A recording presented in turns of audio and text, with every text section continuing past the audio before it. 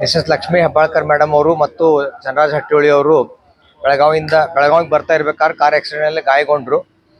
ಅದು ನಿನ್ನೆ ಬೆಳಗ್ಗೆ ಅವರು ಹಾಸ್ಪಿಟಲ್ಗೆ 6 ಗಂಟೆಗೆ ಬಂದಾಗ ಪೆಟ್ಟು ಭಾಳ ಆಗಿತ್ತು. ಬಟ್ ಇವತ್ತು ಬೆಳಗ್ಗೆ ಎಕ್ಸಾಮಿನ್ ಮಾಡಿದಾಗ 24 ಗಂಟೆಗಳು ಭಾಳ ಚೆನ್ನಾಗಿ ಚೇತರಿಸ್ಕೊಂಡಿದ್ದಾರೆ.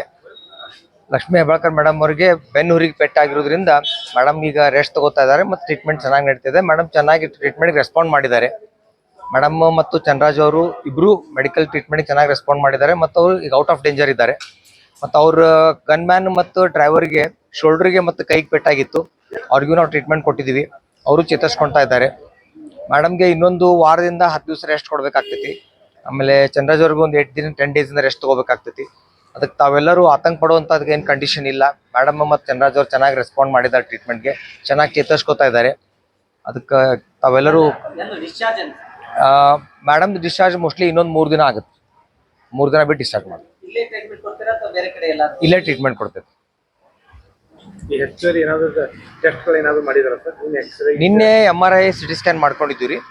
ಆಮೇಲೆ ಇವತ್ತು ಬ್ಲಡ್ ಇನ್ವೆಸ್ಟಿಗೇಷನ್ ವಿಟಮಿನ್ D3 ಮತ್ತು ವಿಟಮಿನ್ B12 ಅಷ್ಟು ಕಳಿಸಿದ್ವಿ. ಇವತ್ತು ಸಂಜೆವರೆಗೂ ರಿಪೋರ್ಟ್ಸ್ ಬರ್ತಾವೆ. ಆಹಾರದೊಳಗೆ ನಾವು ಹೈ ಪ್ರೋಟೀನ್ ಮತ್ತು ಹೈ ಕ್ಯಾಲ್ಸಿಯಂ ಡೈಟ್ ಮೇಡಮ್ಗೆ ಅಡ್ವೈಸ್ ಮಾಡಿದ್ದೀವಿ.